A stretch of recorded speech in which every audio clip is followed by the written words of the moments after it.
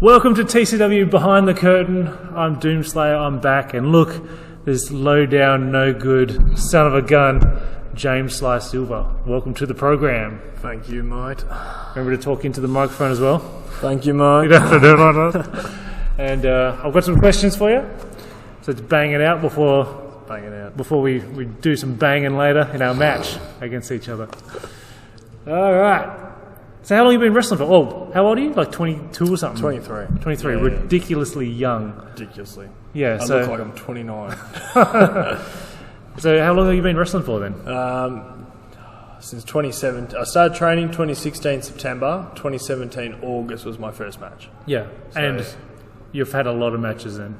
I have. I stopped counting for a bit, but I honestly would say it's 175-ish area. Yep. So over 150, but I don't think 200 yet. That's a lot of matches. That's more than anybody at TCW. Because at PCW we were weekly every Friday night, except for maybe one odd one for the first 2 years. So that's like already almost 100 matches. Yeah. Are you pretty much on every show? Or? I was on pretty much every slam for since August 2017 to about when the world shut down. So a quarter into 2020, so that's over 2 years. So we'd say 100 matches on slam, which is our training shows. And then on Ignition Hours every 3 weeks, plus interstates, I reckon it's close to 175. So is there any other companies that run as frequent as PCW? Like elsewhere in Australia? I don't think so, that's the thing. When it's like multiple times a month? I think EPW, I'm pretty sure, they do their training shows as well as their normal shows, but I don't think so. PCW's every 3 weeks, but you got to think about it now. Back in the day it was every week. Now every other company's wrestling every 4 weeks, 6 weeks. And there's a lot of companies in Melbourne area as well, I suppose. Melbourne, yeah, definitely a lot in Melbourne. Everyone's trying to move to Melbourne. Yeah. So yeah, that's about that. And so Sly Silver's had a lot of matches over this period of time. Have you pretty much who you are now? Is that much different from like character-wise as to when you first started? The look and gimmick and everything. I was trying for that generic. Wear all black because I'm a bad guy. Heel, which was like the heavy metal loving, bike riding, wild child, even though I didn't ride a bike. Yeah. So I was trying for that. The Wild Child's still there because it's like my favourite song, so I've got to keep that thing. But what changed it was watching the movie The Dirt, the Motley Crue documentary movie. Yeah. And I was like, God, this guy's wearing his sister's pants with like a belt and stuff. And I was like, so I changed it to like the white and tried for the colour because like I can still be a bad guy with a bit more character. Otherwise I'm just generic bad guy number 2 that won't make it on the main roster. So I was like, I need to stand out, which over time did turn me into a good guy because as you develop a character, some people don't, and sometimes you benefit from it. Yeah. So that's how it's changed a bit. Just more from the heavy metal generic wrestler to the glam metal shock rocking type character. Yeah, and so a lot of your wrestling moves are named after songs as well. That's it, you know. The Nickel Backbreaker is fantastic. That was my second, third or fourth match was the Nickel Backbreaker. Yeah. Because in training we didn't learn much. It was DDT, which was my finisher, which is the bang your head, and I learned a backbreaker and your generic suplexes, and that's it. Yeah. So I was like, I'll do the backbreaker. I don't really like Nickelback, but I'll do the Nickel Backbreaker. Yeah. And now I love Nickelback. Yeah, they've got some alright songs. But it's just fun to shit on. Oh yeah, it is. So it's like I've got a lot of moves. I've got Station 69. I've got Missionary Spinebuster. You know, I've got so many moves I can do, but I refuse to do because I haven't got a name. Like I did the Power Bomb, and I was like, Power Metal Bomb sounds cool. But then I was like, I call it the Eat Out because my face is already in their gooch. So some of them are band names, some of them are sexual innuendo. Yeah. Yes. So with your training, is there much emphasis on like tonight we're going to work on just entrances? Because at PCW you've got the whole facilities there that you run your shows in. So is there a lot of emphasis on like when you come out and you do all this sort of stuff? Like is that something that's like everyone's like find your thing that you do and sort of establish that? Well, usually we have 4 nights training a week, which is Monday to Thursday, and we'll have one specifically for striking, one specifically for grappling, one specifically for moves, and one on match night if we don't have a slam, because slams are moved to Thursdays every 2 weeks. So the weeks we don't have a slam show, which is also a training development show, we have a match night, you know, in front of no audience. But Usually on the training nights, that's when we get our promos done and the selling and stuff. But we try and, not for beginners, but people that have been there a few weeks, picking it up well, then we'll interpret, okay, when you bump, now let's learn to sell, kind of. So that's how we interpret that. There's some weird noises coming from the Sounds like how I prepare my match. So preparing for matches then, our matches have pretty much been like, I want to have this stuff in it, and then you sort of come back to me with everything. Yeah, pretty much. Like, I kept the simplest of things. Like, there was one time a month before my show, my debut, we learned a backbreaker, and that's where I was like, you know what, I'll just keep that. It's simple. I spun a name on it. I yell nickel backbreaker. The crowd laughs and goes, what the hell? And just the selling wise, it's like you just learn as you go. Like, simple things is like when I walk around the ring and we do the whole, like, we're going around and we're eyeing each other off to lock up, I do a little circle in the corner. Don't know why. It throws my opponent off and it just makes it a bit different. So I try and interpret different things. Like, we all learn the same, but it's just about how you make your things different. And so you're wrestling pretty much every week, still at this stage, different state every week. Like, so tonight I have a guy called DOOMSLAYER. Yeah. You know, I have to beat him up, win, become number one contender. This isn't going out today, so we'll see how that goes. And then I've got next week off, but then after that I'm at PCW again, and then after that I'm at STW in Perth the next week, and then the week after that I'm pretty sure straight to Adelaide on the Saturday and Sydney on the Sunday. Then I'm pretty much busy every week except for maybe 1 week here and there. November I've got 1 show, December I've got 2, so how do you go planning all these matches with all these different people that you're not seeing as often? Like in TCW, it's like everyone that basically, unless it's an interstater like yourself, it's like we have that period of time over training. It's like where we start like talking about doing the matches. Like, do you wait until it's a certain time out from the match where you like message that person, or you sort of? Sometimes I'll do it on the day. Yeah. Like sometimes it's easier when you know your stuff and you don't have to rely on the other person. So like if you know your moves and my moves, it's just like putting it together. It's like, you know, a dessert. I don't know. I like chocolate. You like banana. Chocolate banana milkshake. I don't know. So that's how I put it. So it's easy. Sometimes I'll message a guy and say, hey, you know, let's go over this thing. You know, send me your matches, send me mine, whatever, and we'll look for each other. But then usually on the days when we go, okay, I like this, we'll plan the match. Yeah. But usually, you know, with most shows, you get there like 6 hours early and you can talk and stuff, which is nice. Speaking of other companies, how hard was it for you to start? Like, you're just everywhere now. What was that like, first reaching out? And it was hard, man. How I started, I've got to give them credit, is FWA in Sydney. I sent them my resume and they got me into a battle royal, which showed my name in Sydney for a little bit. So it was easier to get back to Sydney. With other companies, it's hard. You send your resume and they say they'll look at it, and you can tell if they've looked at the link or not, and they just haven't. So you know, okay, I'll give up for now. But they say it's about the hard work, but sometimes it's about the people you know. I've noticed. So you know, and I'm a very shy person, so it's very hard for me to talk and that. But sometimes if you know the right person, they can get you in contact. You know who the booker is, and then that's when you talk to them and go, okay, now I know they're going to watch my match, and when they watch, they give you a chance, and you know, okay, I can back it up in the ring, which is good. Yeah. I found when people haven't watched my matches is when I haven't been booked. But when people actually give time for 20 minutes and watch a match, I'll get booked. I think your image is very easy to sell as well. It's like, this is who you are, and that. Whereas like if somebody asked me who I am, I was like, oh, I don't fucking know. I don't really still don't know who I am in it. Well, that's the thing as well on my resume. I'll usually show a picture of myself in the attire, below the attire, you know, so then they'll be like, oh, that's a different look, you know. Usually they'll demonstrate by, oh, so your character's like a rock star. I hate using the term rock star. I prefer just shock rocker or something, because when you say rock star, then the booker will think, actually, I've got about 100 of them in my state. Why am I booking him? Yeah, okay. But I'm not your generic rock star. It's more of like a guy that likes metal music, but he uses it in move ways, if that makes sense. So it's like I've interpreted like, my moves have names, but they're names on my menu. It's like I call like my set list is my menu. So it's like it's a bit different. It's more of I'm a chef.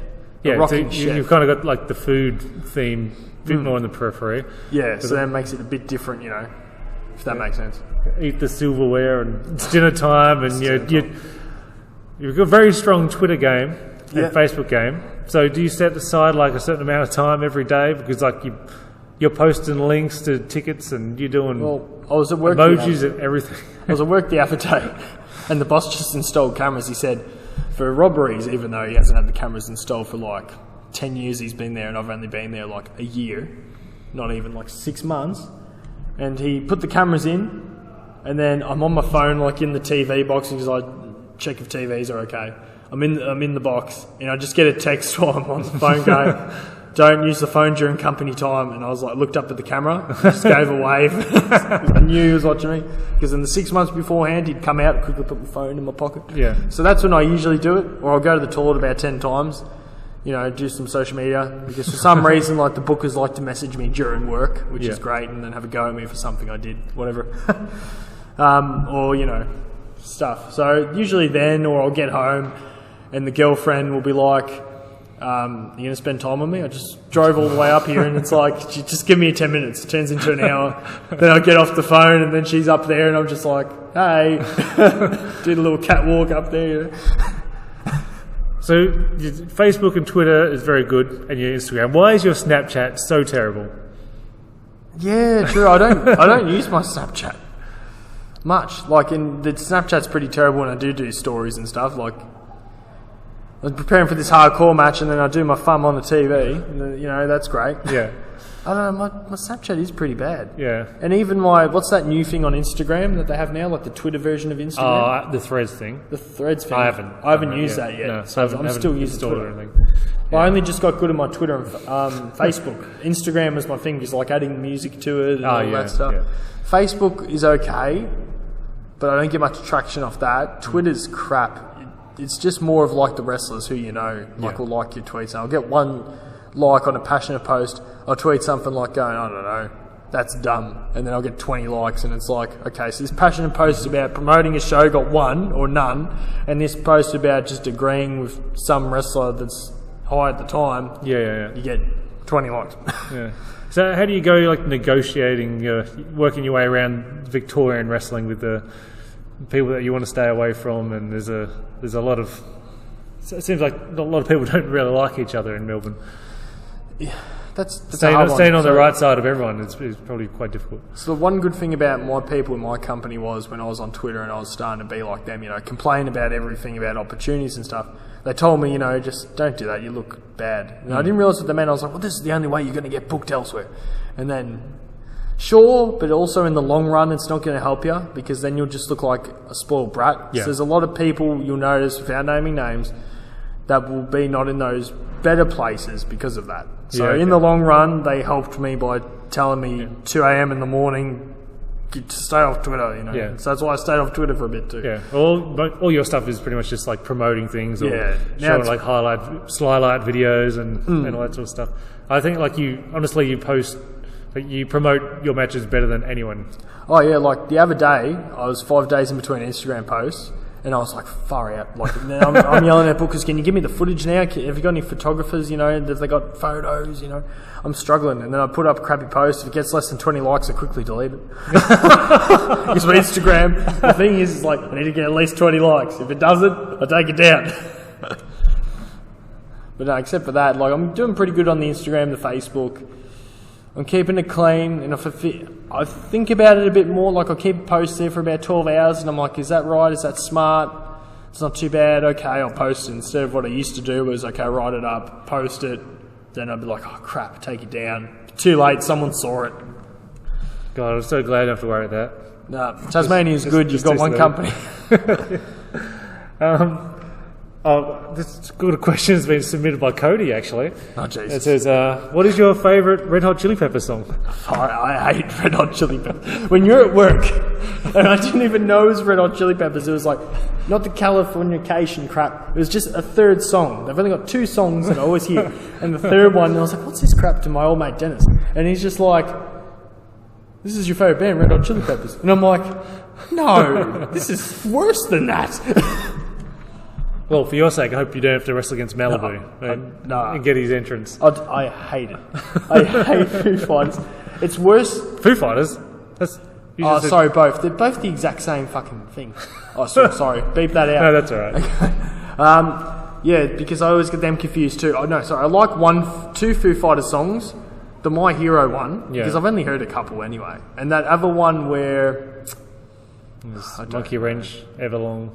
I'm going back like 20 years ago. I think it's Everlong. I don't know. It's one of them. So I had my friend group that I used to live with, and they would love Foo Fighters, and I was like, I don't really like Foo Fighters. Yeah, I think it's Foo Fighters. But now I kind of like. Yeah. I don't mind some of it. I always get the two names confused, but yeah, I like Foo Fighters. Red Hot Chili Peppers are nah. So with all this 80s music that you love so much. Man, you're like 22, 23. Like, where come you like that so much? So what happened was that Dad was like, because I didn't listen to music, it was just your Gangnam Style when you were in school and that crap.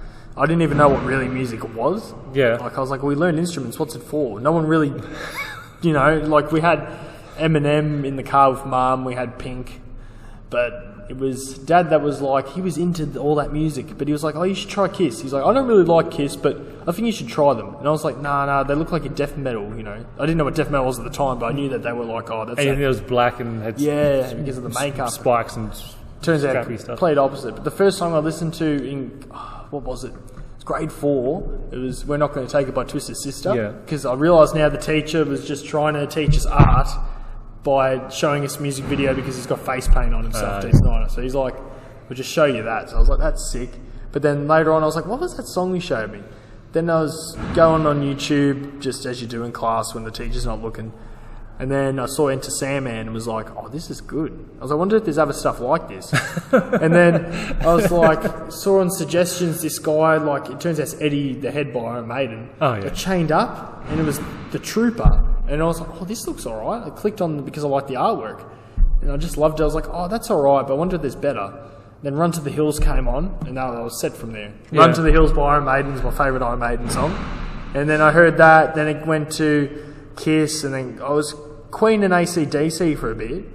And then... So what are the more obscure ones that you got into that aren't so mainstream? Like, obviously, Wasp is my second favourite band. Yeah. Iron Maiden's still my first. Yeah.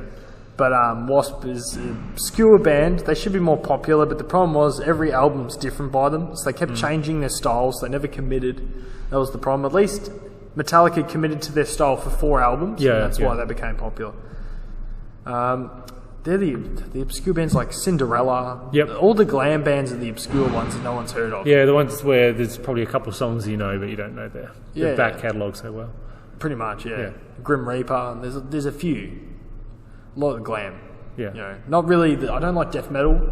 I'm just starting to get into power metal, so I like Halloween. I'm really listening to a lot of them. I got back into Queen, actually. I got off them for a bit. Yeah. But yeah, I'm liking a lot of this stuff. Some Dragon Force, some stuff like that. I don't mind them, but Halloween's more character and stuff. It reminds me of the glam aspect, but it's power metal. And I don't know why the European bands just sound great on vocals. Yeah. No, you get the Swedish stuff and all that sort of stuff as well. The Norse or whatever it is. Speaking of Halloween with the band, but like you've got like this horror movie aesthetic. You had like your Chucky entrance that you did in PCW. Well, I was like, I want to give my love to things in wrestling. So like, I love Halloween's the films the most. How did they hit that?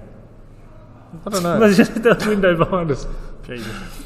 But Halloween, the films I love the most, and then it's Fridays, and then it's Nightmares, and it's Chucky's, and it's Texas Chainsaws, all them. Leprechauns, stuff like that. But I was like, Halloween's a bit generic for an entrance, and then make it my own. I was like, I can do it with the Friday, but I didn't have time to like customise a mask and stuff. Yeah.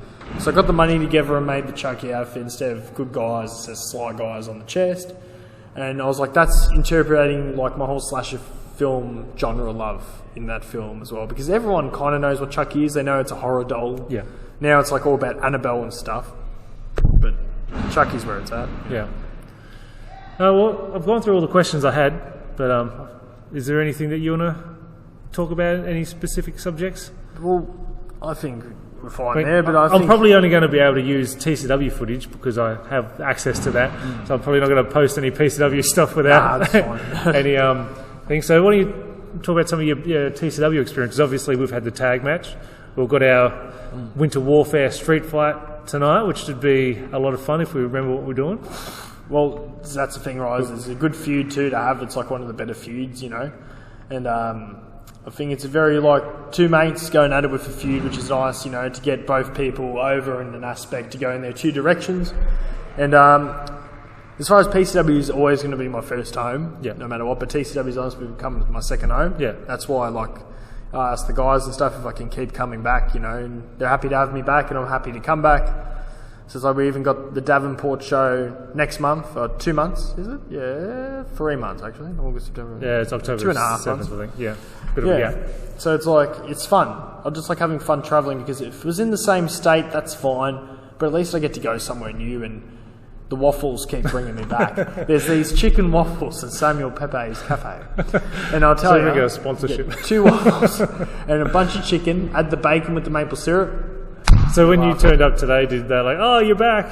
Yeah, exactly. The guy upstairs remembered me. He's like, I know what you're having, man. I'm like, I've still never been there. Yeah, it's just, you got to go there. I see these people having their Coles chickens before their match, and I'm you're joking, right? Jesus. So, like, you messaged me like months and months ago before your return match, but you had the triple threat with Dino and Aaron Lynch, probably a year ago at this point. That was a good match. And then you're like, oh, I've got to come down there. We've got to do a feud or something. And then you said that you were like booked on 3 shows, and then I said, oh, I was talking to Eddie Jones. He goes, oh yeah, we're doing 3 matches. So awesome. Yeah, it's good, you know. It's good to break it up too. We had the singles, which was like to feel it out, and then the tag. So then we didn't touch each other as much. Not as much as we do backstage. I saw his ass once. It was very uncomfortable. Yeah, that's right. Well, you're the one messaging me saying, "Oh, we've got to go to the sex shop." No, to get the cuffs. I didn't even go to the sex shop with my girlfriend yet. I haven't even put cuffs on her yet. But and then now we're having the hardcore match, which is good, and then they'll elevate to our feuds going next, which will be nice. Yeah. So hopefully everything goes well tonight. Like, it should be good. No, it should be fine. Yeah. And we're not going to be like running all over the place. So like just like move from spot to spot. We should be able to tell each other what we're doing. Yeah. Remind each other.